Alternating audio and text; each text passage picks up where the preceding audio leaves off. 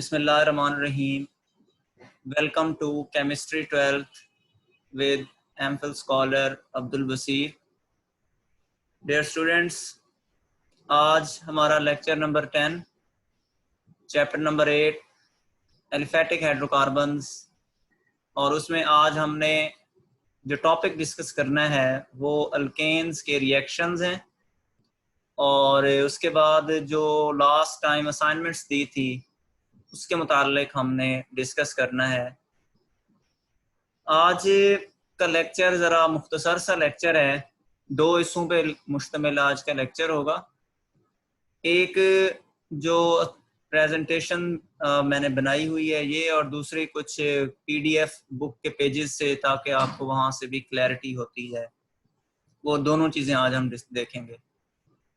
सो सबसे पहले let's move on, हम स्टार्ट करते हैं। अपना जो मेन टॉपिक है वो है हमारा रिएक्शंस ऑफ अल्केन्स। बच्चों, हमने 4 तरह के रिएक्शंस पढ़ने हैं। एक हमने कंबस्टन रिएक्शन पढ़ना है, दूसरा हमने ऑक्सीडेशन, इसमें 2 तरह की ऑक्सीडेशन हम पढ़ेंगे, एक कंप्लीट ऑक्सीडेशन और एक इनकम्प्लीट ऑक्सीडेशन। माइनर सा फर्क होगा। तो उसके बाद जो दूसरे नंबर पर होगी हमारे पास, तीसरे नंबर पर सॉरी, वो है नाइट्रेशन, नाइट्रो ग्रुप इंट्रोड्यूस, बहुत छोटे छोटे से हैं। और चौथे नंबर पर जो हमारे पास चीज होगी वो हेलोजिनेशन होगी। हेलोजिनेशन आपने मैट्रिक में भी पढ़ी हुई है, थोड़ा सा उसको हम मॉडिफाई कर लेंगे, है वही चीज। तो जो बुक वाली है वही रिक्वायरमेंट, इसी हवाले से मैंने PDF जो बुक के पेजेस हैं PDF में वही आपके साथ डिस्कस करने हैं।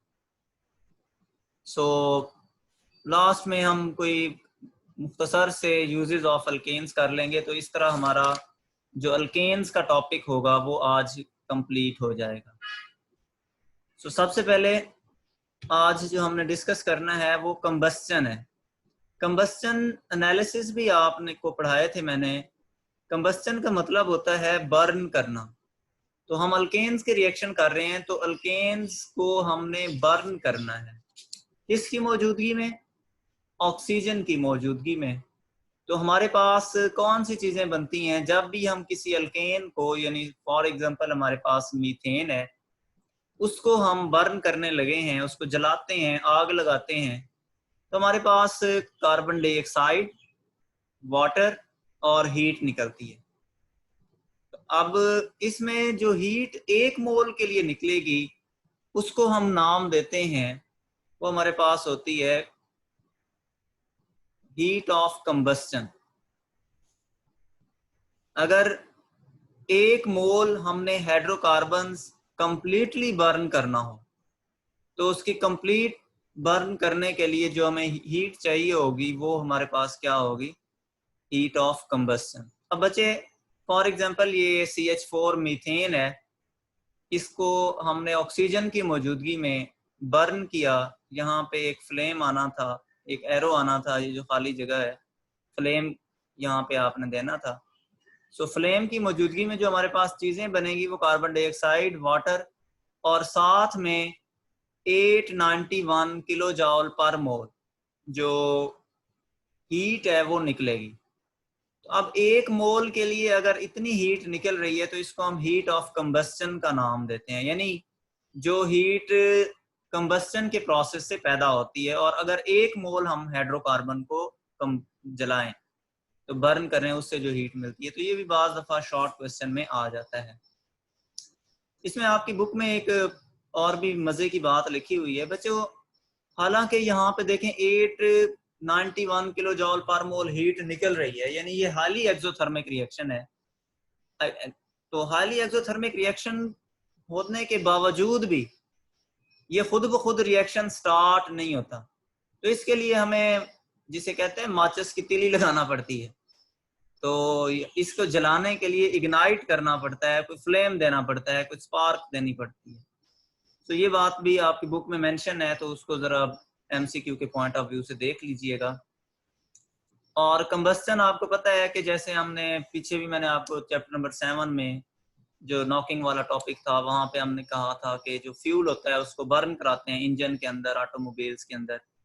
तो वो भी आपकी बुक में छोटा बहुत अगर कहीं पे मेंशन होगा तो ये भी आपने कर लेना है। और स्मूथली बर्निंग के लिए हमने कहा था कि जो हाई ऑक्टेन हाइड्रोकार्बन्स हैं वो हम यूज़ करते हैं, यानी जिनके मेल्टिंग बॉइलिंग पॉइंट्स कम होते हैं, जो ब्रांच चेन है जिनके ऑक्टेन नंबर ज़्यादा होते हैं, तो वो ज़्यादा स्मूथली इंजन एफिशिएंसी ज़्यादा हो जाती थी। और ये चीज़ें हमने ज़रा देखी हुई थी, पहले पढ़ी हुई। उसके बाद जो नेक्स्ट हमारी स्लाइड है वो है ऑक्सीडेशन। बच्चे ऑक्सीडेशन बड़ी सिंपल सी है, दो तरह की ऑक्सीडेशन होती हैं। एक कंप्लीट ऑक्सीडेशन है। अच्छा, इस एक बात मैं आपको बताता चलूं, जो सेकंड ईयर है इसमें आपको जो पश्तो है, यानी पश्तो जिसको हम कहते हैं, इंग्लिश की जो स्टेटमेंट्स होती हैं वो स्टेटमेंट इतना माना नहीं रखती, यहाँ पे रिएक्शंस बड़ा माना रखते हैं। अब देखें, इनकम्प्लीट ऑक्सीडेशन है, 3 मोल मीथेन है, 4 मोल ऑक्सीजन है, यानी लिमिटेड सप्लाई ऑफ ऑक्सीजन है। इनकम्प्लीट कंबस्टन के अंदर यानी इनकम्प्लीट ऑक्सीडेशन में अगर ऑक्सीजन की सप्लाई कम हो जाए, ऑक्सीजन जो बर्न कर रहा है, ऑक्सीडाइज कर रहा है, वो कम मिकदार में मिले, तो हमारे पास कार्बन डाइऑक्साइड की बजाय कार्बन मोनोऑक्साइड बनती है और साथ में ब्लैक कलर में कार्बन खाली निकलती है। तो ये कार्बन ब्लैक इसको हम कहते हैं, खाली कार्बन जो हमारे पास यानी काला काला हो जाता है, काला पैदा हो जाती है।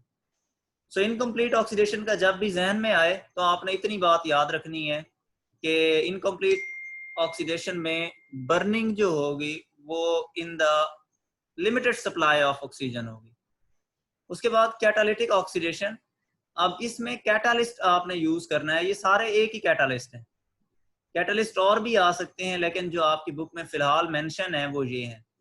बच्चों, इसमें ऑक्सीडेशन का पहले मुझे जरा बात बताएं, ऑक्सीडेशन होती क्या थी। तो ऑक्सीडेशन की अगर डेफिनेशन हम करते हैं तो यहाँ पे एडिशन ऑफ ऑक्सीजन के केस में कि ऑक्सीजन को हम ऐड करेंगे, या फिर जो दूसरे नंबर पर होती है लॉस ऑफ इलेक्ट्रॉन्स भी हम कहते हैं, या फिर हम ऑक्सीडेशन का जो अगला इसका मफहूम होता है वो एडिशन ऑफ हाइड्रोजन भी होता है। तो ये अगर हम इसकी बात करते हैं, यहाँ पे जरा देखें, मीथेन है पहले नंबर पर, CH4। अब CH4 में हमने CH3 तो ये साइड पे कर लिया और एक H ये है, तो यानी CH4 में एक H और कार्बन के दरमियान हमने ऑक्सीजन इंट्रोड्यूस करवा दिया, किसकी मौजूदगी में, कॉपर और 400 सेल्सियस टेम्परेचर और 200 ATM प्रेशर की मौजूदगी। सिमिलरली ये हमारे पास कौन सी चीज बनी, यानी ऑक्सीडेशन की हमने, कैटालिटिक ऑक्सीडेशन की मीथेन की, जो कि अल्केन है। तो इसके ऑक्सीडेशन से जो चीज हमारे पास बनी है वो हमारे पास मेथानॉल बन गया, यानी अल्कोहल बन गया। अब ये अल्कोहलिक ग्रुप लगा हुआ है। तो ये MCQ में आता है कि अल्केन्स की जब ऑक्सीडेशन होगी तो कौन सी चीज बनती है, मेथानॉल। अब आगे हम कर रहे हैं मेथानॉल की ऑक्सीडेशन। अब अल्केन की ऑक्सीडेशन नहीं है, यानी मेथानॉल में हमने ऑक्सीजन इंट्रोड्यूस करवाया, एक वाटर का मॉलिक्यूल हमने यहाँ से निकाल दिया, तो वाटर का मॉलिक्यूल निकला, ऑक्सीडेशन हो गई। अब हाइड्रोजन निकल रहा है, यहाँ पे हाइड्रोजन के निकलने से भी ऑक्सीडेशन हुई। तो यहाँ पे जरा देखें, आपके पास फॉर्म एल्डिहाइड बन गया। पहले क्या चीज बनी थी, अल्कोहल, और उसके बाद एल्डिहाइड बन गया। तो एल्डिहाइड की फॉर्मेशन में वाटर का मॉलिक्यूल साइड पे हो गया। तो यानी इस केस के अंदर पहले आपने अल्केन की ऑक्सीडेशन की, अल्केन में इंट्रोडक्शन कराई, अल्केन के अंदर जब ऑक्सीडेशन हुई तो आपके पास अल्कोहल बना, और अल्कोहल के बाद आपने अल्कोहल की ऑक्सीडेशन करवा दी, यानी अल्कोहल में ऑक्सीजन जो है उसके साथ वही same condition, same temperature pressure पे, तो आपके पास एल्डिहाइड बन गया। और ये एल्डिहाइड कौन सा है, फॉर्म एल्डिहाइड, और साथ में क्या चीज बनी, वाटर का मॉलिक्यूल निकल गया। उसके बाद फिर आपने इसी चीज को पकड़ लिया, जो चीज बनी है फॉर्म एल्डिहाइड, उसकी ऑक्सीडेशन करवा दी। तो ये कार्बन के ऊपर आपने डबल बॉन्ड इंट्रोड्यूस करवा दिया, तो यहाँ पे कार्बोक्सिलिक एसिड बन गया, HCOOH, यानी HC double bond OH, carboxylic group का जो फार्मूला है, तो वो चीज बन जाती है। ये प्रैक्टिकली बनती हैं, ये एक्सपेरिमेंटली बनती हैं। यानी अगर ये चीज बनी थी हमारे पास अल्केन, उसके बाद हमने थोड़ी देर बाद चेक किया उसी कंडीशन पे, तो इसके सैंपल आना स्टार्ट हो गए, फिर हमने चेक किया तो नेक्स्ट आना स्टार्ट हो गए, फिर चेक किया तो इसके सैंपल आना, तो यानी एट द एंड जो चीज होगी वो कार्बन डाइऑक्साइड और वाटर बन जाता है। तो ये एक शॉर्ट के हवाले से बहुत अहम है और एमसीक्यूज इसी चीज में से आते हैं। यानी अगर आपको इस सीक्वेंस का पता चल जाता है, मीथेन कन्वर्ट हुई अल्कोहल में, यानी अल्केन अल्कोहल के अंदर, अल्कोहल जो है वो एल्डिहाइड में, एल्डिहाइड जो है वो कार्बोक्सिलिक एसिड में, और आखिरी जो प्रोडक्ट बनता है वो कार्बन डाइऑक्साइड और वाटर बनता है। तो ये तो बच्चे आज आपका जो आपके पास था, जो स्लाइड्स में थी, अब इसका मैं आपके साथ थोड़ा शेयर करना लगा हूँ बुक के पेजेस, ताकि वहां से भी आपको ये क्लियर होता जाए। और उसके बाद अब ये देखें रिएक्शंस हैं हमारे पास, कंबस्टन एनालिसिस, ये जो चीज़ें मैंने पढ़ाई हैं ये वही चीज़ें इसके अंदर बताई गई हैं।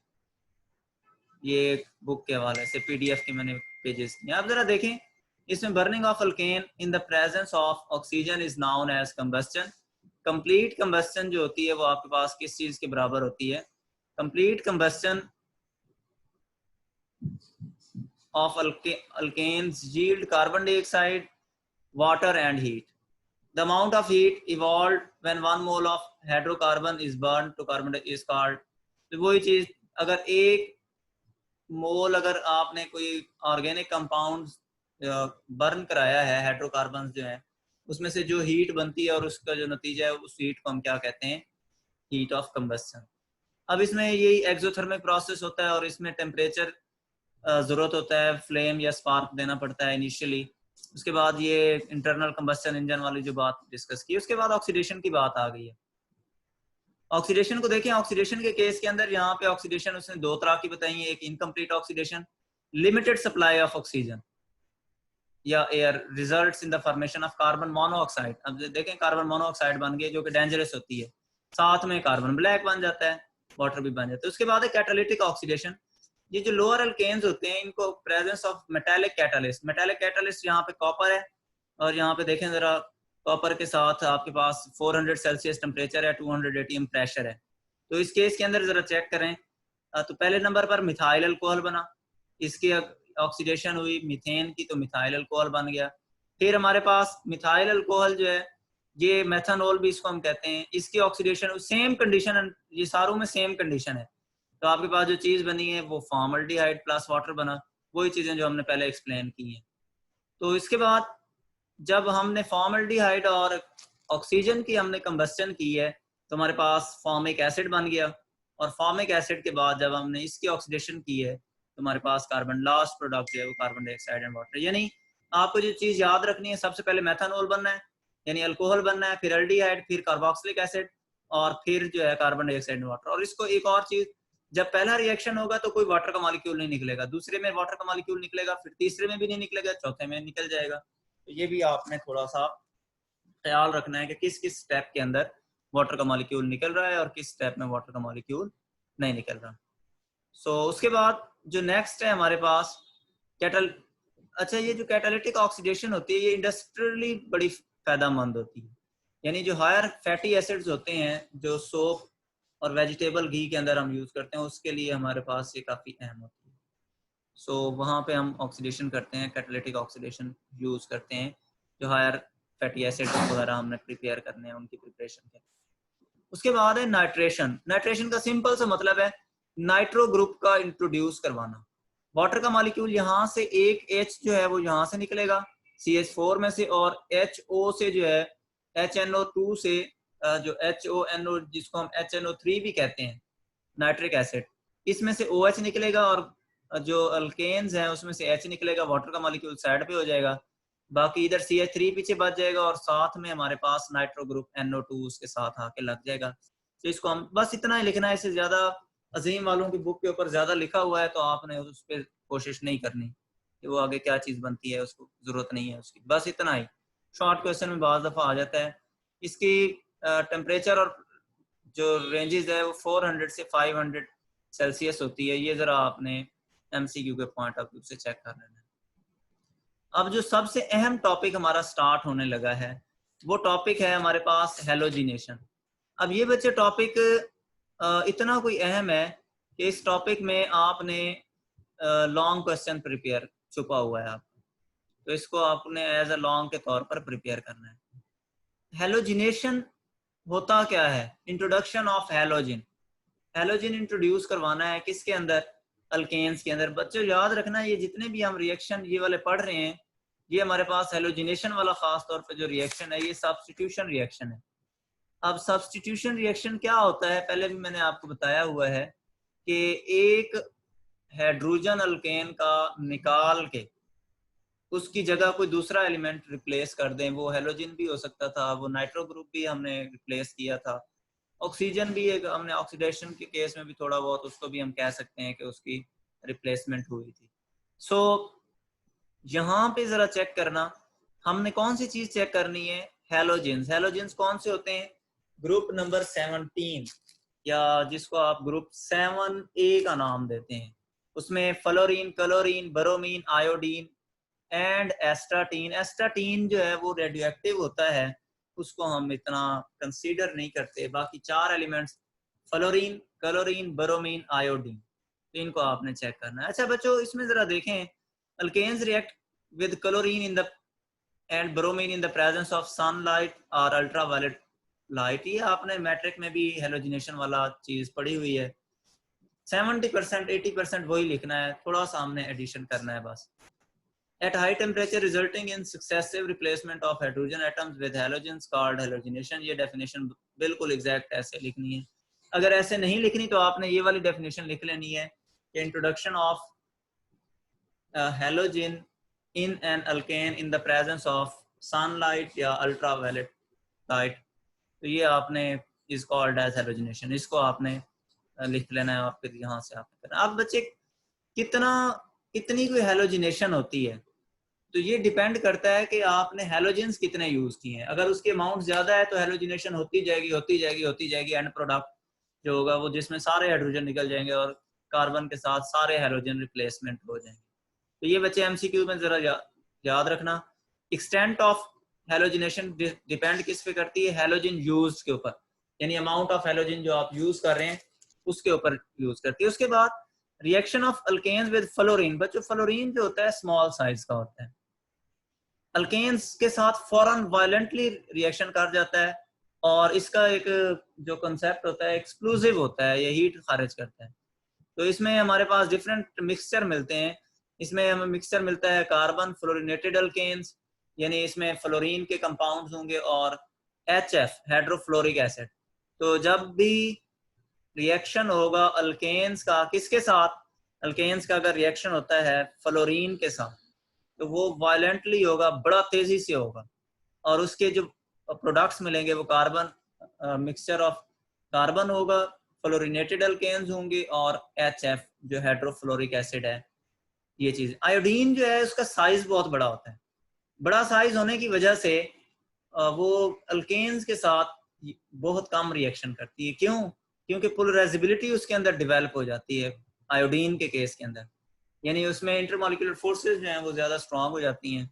और आपको पता है कि अल्केन में अगर हम कार्बन का साइज देखते हैं तो बड़ा छोटा सा साइज होता है, आयोडीन का साइज चौथे नंबर पर पड़ा हुआ है नीचे, और ये आप जरा देखें कितना फ्लोरीन, क्लोरीन, ब्रोमीन, आयोडीन चौथे नंबर पर ग्रुप में पड़ा हुआ है। तो यानी ये 5वें पीरियड में मौजूद है। अगर 5वें पीरियड में मौजूद है तो इसका साइज तो बहुत बड़ा होगा। आयोडीन का साइज बड़ा होगा तो वो कार्बन के साथ अटैच ही नहीं होगा, यानी अटैचमेंट उसकी नहीं होगी, तो वो इजी जो है वो रिएक्शन उसके साथ कम करेगा। तो इस हवाले से उसका रिएक्शन बहुत स्लो होता है। डज नॉट, या तो सब्स्टिट्यूट होता नहीं है, या होता भी है तो बहुत स्लो होता है और फौरन वापस आ जाता है। तो ये ऑर्डर ऑफ रिएक्टिविटी है, फ्लोरीन F2 सबसे ज्यादा, फिर क्लोरीन, फिर ब्रोमीन, फिर आयोडीन, यानी डाउन द ग्रुप आप जाते जाते हैं, साइज इंक्रीज होता जाता है, पोलराइजेबिलिटी इंक्रीज होती जाती है, और पोलराइजेबिलिटी के इंक्रीज होने से इंटरमॉलिक्यूलर फोर्सेस इंक्रीज होती जाती हैं, इंटरमॉलिक्यूलर फोर्सेस इंक्रीज होती हैं तो जो नॉन पोलर चीज़ों के साथ उनका अट्रैक्शन कम होती जाती है। तो ये भी आपने पहले मैंने आपको एक्सप्लेन किया हुआ है, जब हम क्लास में मैंने पढ़ाया था चैप्टर नंबर 4, तो वहाँ पे हमने ये डिस्कस किया था और विद द एग्जांपल में भी आपको याद आ गई हो। उसके बाद halogenation is believe to proceed through free radical mechanism. बच्चे ये फ्री रेडिकल मैकेनिज्म होता है, पहले 3 स्टेप होते हैं। ये 3 स्टेप पहले नंबर पर अब आपने लॉन्ग के तौर पर प्रिपेयर करना है। तो लॉन्ग में सबसे पहले आपने इसकी जो हेलोजिनेशन की डेफिनेशन बतानी है, फिर रिएक्टिविटी बतानी है हेडिंग दूसरे नंबर पर, रिएक्टिविटी सबसे ज्यादा किसकी है, फिर किसकी है, और तीसरे नंबर पर मैकेनिज्म की डिस्कशन करनी है। तो मैकेनिज्म जो होता है वो फ्री रेडिकल 3 स्टेप पे मुश्तमिल होता है। सबसे पहले इनिशिएशन स्टार्ट लेना है, फिर प्रोपिगेशन उसको प्रोपिगेट करना है, और देन जो होता है वो आपके पास होता है टर्मिनेशन। तो ये आपने 3 तरह से ये चीजें आपने कंप्लीट करनी है। अब इसमें सबसे पहला जो स्टेप है वो आपके पास है इनिशिएशन। इनिशिएशन में स्टार्ट करना है आपने अल्ट्रा वायलेट रेडिएशन, सूरज सनलाइट की मौजूदगी में। अब बच्चों ये जो क्लोरीन और क्लोरीन के दरमियान सिंगल बॉन्ड है, आपको पता है सिंगल बॉन्ड होने का मतलब ये होता है कि ये इसके दरमियान में 2 इलेक्ट्रॉन्स मौजूद है। अगर इसके दरमियान में 2 इलेक्ट्रॉन्स मौजूद हैं तो उसके 2 तरह से टूटने के चांसेस होते हैं।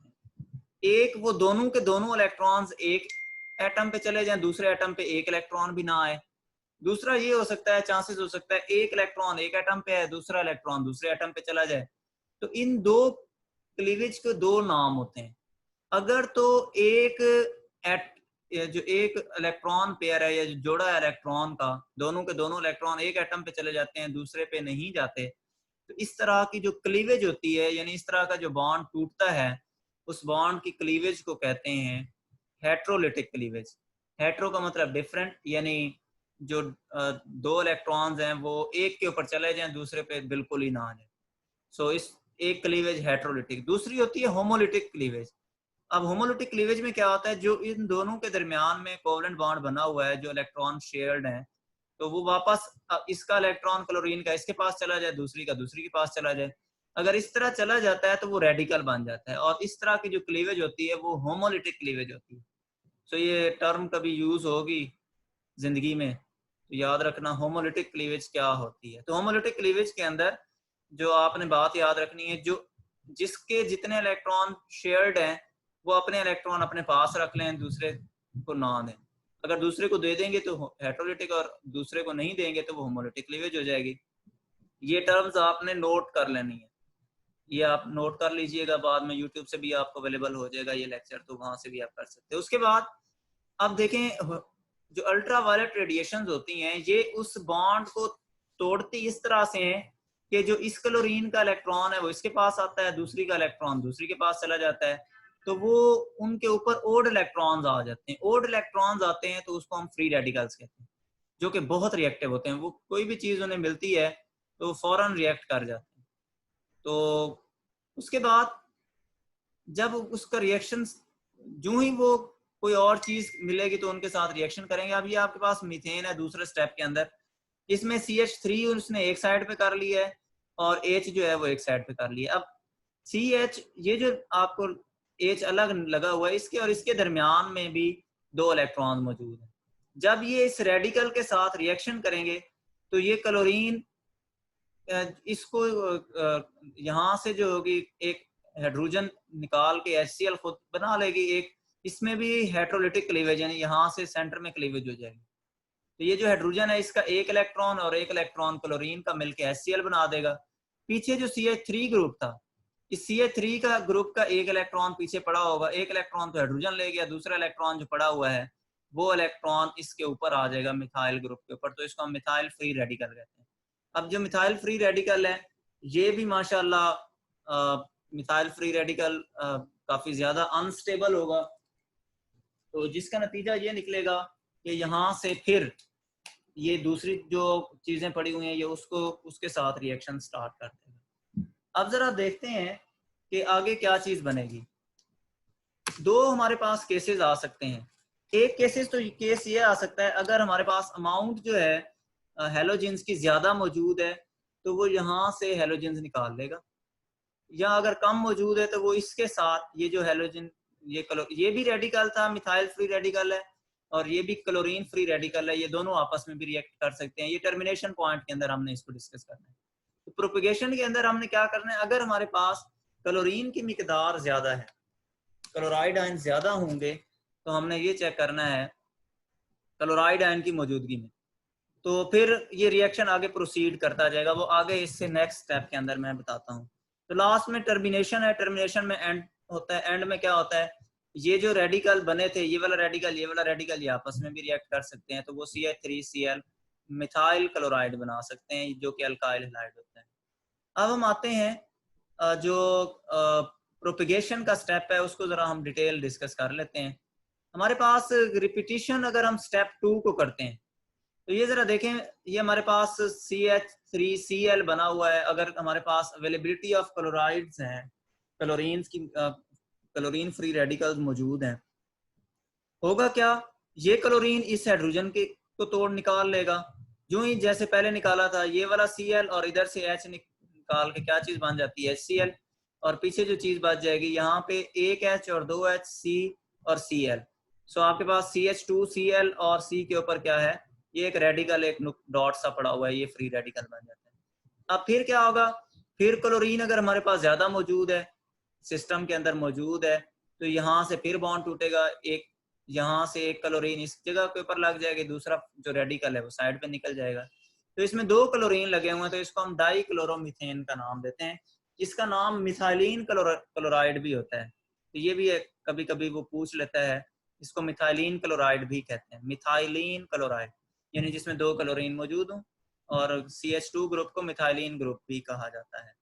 फिर आगे अगर क्लोराइड ज्यादा है, ये जो अनस्टेबल है, ये इसको अनस्टेबल कर देगा, यहाँ से हाइड्रोजन निकाल के HCl खुद बना लेगा।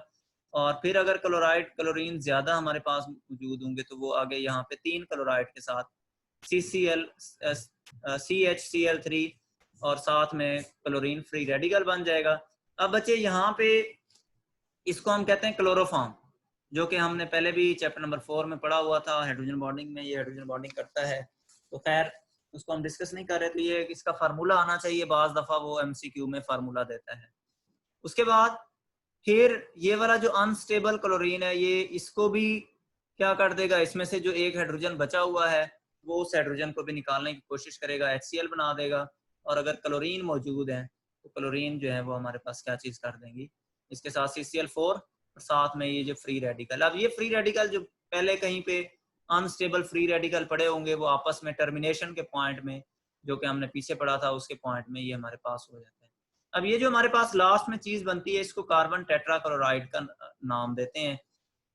तो टेट्राक्लोरोमीथेन भी इसका दूसरा नाम है, यानी मीथेन में 4 H होते हैं, और अगर उन 4 H की जगह पे क्लोरीन लगा दें तो टेट्राक्लोरो, अब उसकी रिप्लेसमेंट हुई है मीथेन में से, तो उसको हम मीथेन का नाम दे देंगे। क्योंकि सिंगल बॉन्ड है, कार्बन एक है, तो एक कार्बन मैथ, और सिंगल बॉन्ड है तो एन, मीथेन जो हमने पहले पढ़ा हुआ है। अब इसके छोटे से यूजेज हैं, और फिर उसके बाद हमने इस टॉपिक को वाइंड अप करना है, और आपसे जो रिक्वायर्ड चीजें हैं वो मैंने पूछनी है। यूजेज हैं as a fuel and as an illuminating gas, हमें पता है फ्यूल के तौर पर यूज करते हैं, इल्यूमिनेटिंग रोशनी के हवाले से हम यूज कर सकते हैं इसको। फिर प्रिपरेशन ऑफ, ये मीथेन के हैं, मिथाइल, अब ये जितना हमने पढ़ा है, मिथाइल क्लोराइड, मिथाइलिन क्लोराइड, सबसे पहला CH3Cl जो था वो मिथाइल क्लोराइड, फिर CH2Cl2 मिथाइलिन क्लोराइड, फिर क्लोरोफॉर्म CHCl3, यानी एक एक आपने क्लोरीन इंट्रोड्यूस करते जाना है, और एक हाइड्रोजन आपने कम करते जाना है। जब तक हाइड्रोजन कम नहीं होते तब तक जान नहीं छोड़नी। शर्त ये है कि अवेलेबिलिटी ऑफ हैलोजेंस अगर बहुत ज्यादा है। उसके बाद industrial preparation of methyl alcohol, formaldehyde and hydrogen cyanide. बच्चों मिथाइल अल्कोहल हमने पहले मीथेन से पढ़ा हुआ है ऑक्सीडेशन के अंदर, आपको ऑक्सीडेशन, इसी तरह फॉर्मल्डिहाइड भी पढ़ा हुआ है। हाइड्रोजन साइनाइड यहाँ पे उसने डिस्कस नहीं किया, ये किसी और मैकेनिज्म के तहत है, ये आपने हाइड्रोजन साइनाइड नहीं पढ़ा। कोई भी चीज है बच्चों, वो हम मीथेन से प्रिपेयर कर सकते हैं, वो मैं बाद में बताऊंगा कि हम किस तरह प्रिपेयर करते हैं। तो दुनिया जहान के जितने ऑर्गेनिक कंपाउंड्स हैं वो मीथेन से बने हैं। उसके बाद प्रिपरेशन ऑफ कार्बन ब्लैक हमने पहले पढ़ा हुआ है, जो इनकम्प्लीट ऑक्सीडेशन थी उसमें कार्बन ब्लैक बनता था, और कार्बन साथ में कार्बन मोनोऑक्साइड। अब कार्बन ब्लैक जो होता है वो पेंट्स के अंदर यूज करते हैं, प्रिंटिंग इंक्स के अंदर यूज करते हैं, या जो गाड़ियों के टायर होते हैं उसमें यूज करते हैं। उसके बाद manufacture of urea, use to urea fertiliser बनाते हुए भी हम इसको यूज कर लेते हैं। तो ये तो आज का था, आज का आपका लेक्चर। तो अभी रिकॉर्डिंग जो है वो मैं ऑफ करने लगा हूँ। उसके बाद जो पिछली असाइनमेंट है वो मैं आपसे पूछता हूँ।